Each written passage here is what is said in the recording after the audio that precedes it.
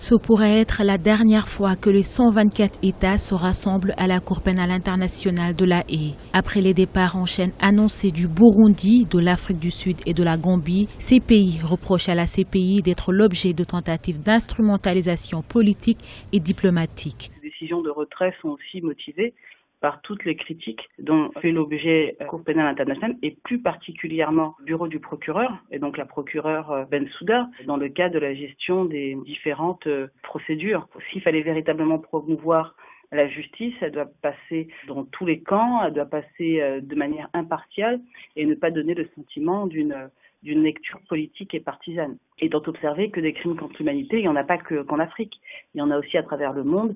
Et malheureusement, la voix beaucoup se focaliser sur l'Afrique et toujours de manière partisane. Donc ça dresse nécessairement et ça laisse nécessairement un sentiment de discrédit.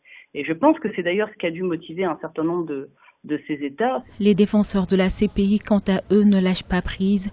Pour ces derniers, le droit est respecté. Et même en quittant la Cour pénale internationale, ces pays ne sont pas à l'abri de poursuites. Ils ont sans doute compris qu'en réalité, le départ de la Cour pénale internationale aujourd'hui ne règle rien, ne change rien, puisque, comme vous le savez, il y a 3 modes de saisine de la Cour pénale.